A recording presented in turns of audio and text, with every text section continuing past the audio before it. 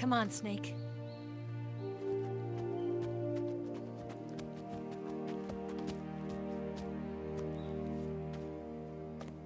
We made it. We made it. Over there.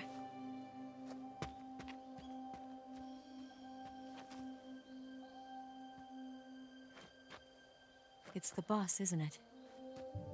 I'll go get the wig ready to take off. Right.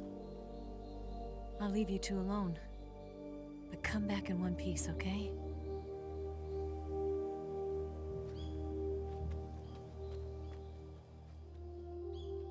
Promise me!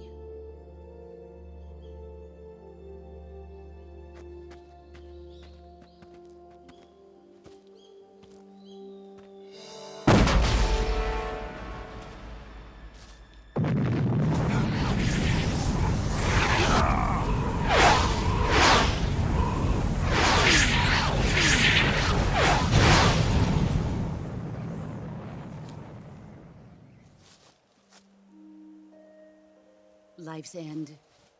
Isn't it beautiful? It's almost tragic. When life ends, it gives off a final lingering aroma. Light is but a farewell gift from the darkness to those on their way to die. I've been waiting, Snake, for a long time. Waiting for your birth, your growth, and the finality of today. Boss. Why are you doing this? Why? To make the world one again. The world used to be whole. But with the end of the Second World War, the philosophers began to fight amongst themselves, and the world was torn apart. The Cobras, my comrades who trained and fought alongside me, were torn apart as well. The foibles of politics and the march of time can turn friends into enemies just as easily as the wind changes. Ridiculous, isn't it? Yesterday's ally becomes today's opposition, and this Cold War? Think back. When I was leading the Cobras, America and Russia were fighting together. Now, consider whether America and Russia will still be enemies in the 21st century. Somehow I doubt it. Enemies change along with the times, the flow of the ages, and we soldiers are forced to play along. I didn't raise you and shape you into the man you are today just so we could face each other in battle. A soldier's skills aren't meant to be used to hurt friends. So then what is an enemy? Is there such a thing as an absolute timeless enemy? There is no such thing, and never has been. And the reason is that our enemies are human beings like us. They can only be our enemies in relative terms. The world must be made whole again. The philosophers must be reunited. I will devote my skills to that purpose. And with the Colonel's money, I will achieve that end. Just as I once created the Cobras. They are my family. I may no longer be able to bear children, but I still have a family. It was November 1st, 1951. I was in the Nevada desert participating in atomic testing. The name Nevada is derived from Spanish, covered in snow, white as snow. And snow is exactly what I saw in that Nevada desert. It froze my blood white. Snake, you were an atomic test subject, weren't you? On Bikini Atoll. That's part of the reason I was drawn to you. You and I are alike. We're both slowly being eaten away by the karma of others. we'll never have the chance to die peacefully of old age. We have no tomorrow. But we can still have hope for the future.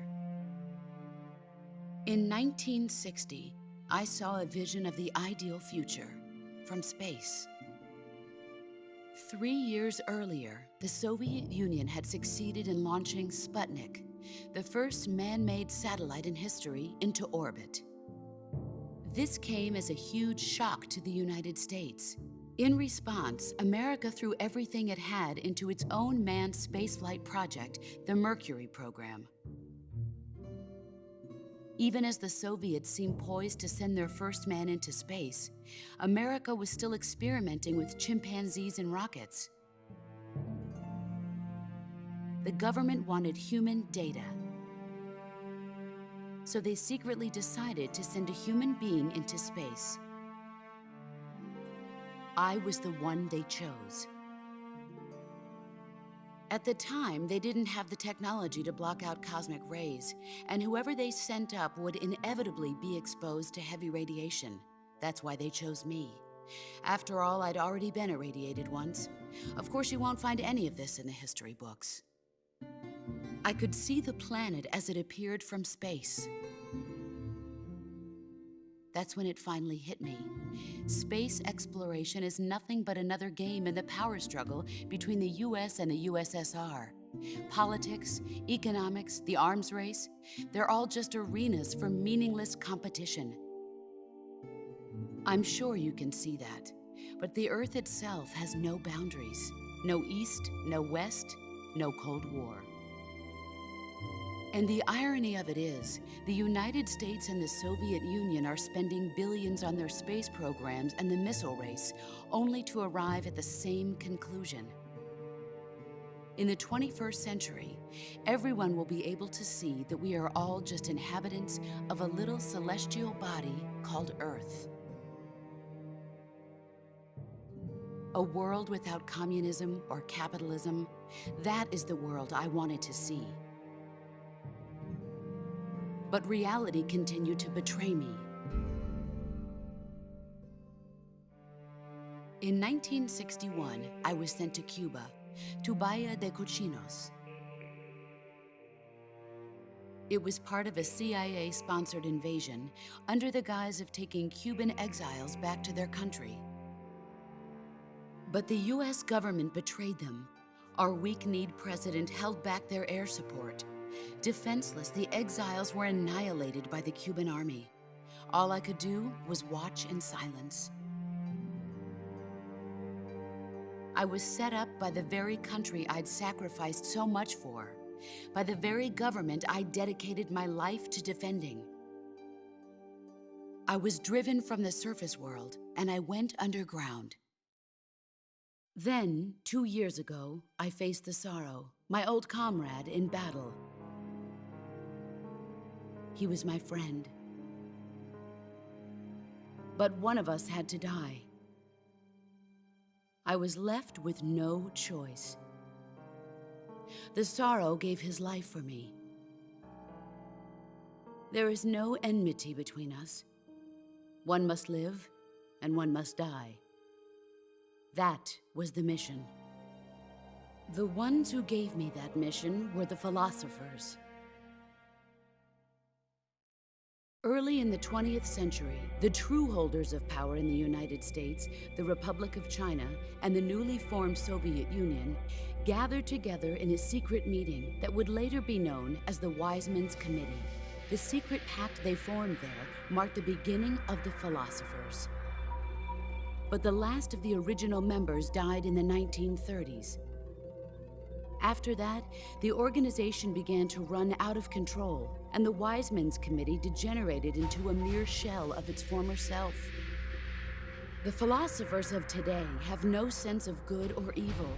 Their influence extends to countries and organizations involved in every aspect of every war. They have become war itself. That's how they operate. The sacrifices of war cause a shift in the times. This shift leads to renewed conflict, and in turn triggers the next war. Like a nuclear chain reaction, each conflict sparks countless others, forming an endless spiral that will continue on for eternity. Do you understand what I'm saying, Snake? By consuming me and you, the philosophers intend to keep that cycle going forever. It was my father who explained all of this to me. He was one of them. You see, I am the last remaining child of the philosophers. But after he revealed the truth, my father was killed by that same shapeless, formless organization. And my father isn't the only thing the philosophers have taken from me. In June of 1944, the Cobras and I took part in the landing at Normandy. We'd been given a top-secret mission to locate and destroy enemy V-2 rocket installations. I was pregnant at the time. The sorrow was the father. I gave birth on the field of battle. A beautiful baby boy. But my child was snatched away from me by the philosophers.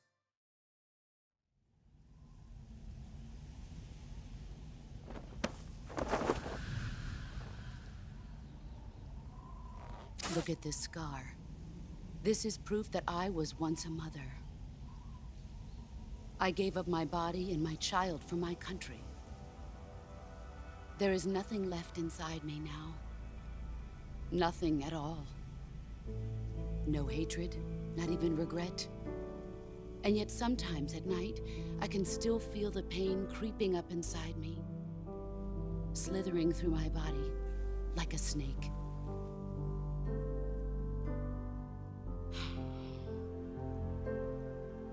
I've never talked this much about myself before. Thanks. Thanks for listening to me.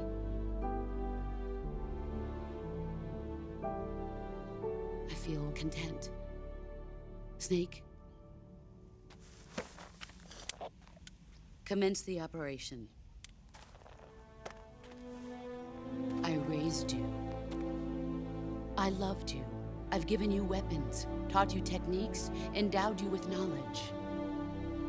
There is nothing more for me to give you. All that's left for you to take is my life, by your own hand. One must die, and one must live. No victory, no defeat. The survivor will carry on the fight. It is our destiny. The one who survives will inherit the title of boss. And the one who inherits the title of boss will face an existence of endless battle. I'll give you 10 minutes. In 10 minutes, MiGs will come and bomb the hell out of this place. If you can beat me in less than 10 minutes, you'll be able to escape in time. Let's make this the greatest 10 minutes of our lives, Jack. Boss.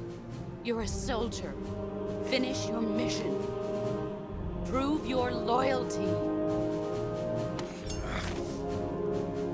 Face me. Let's see what you're made of.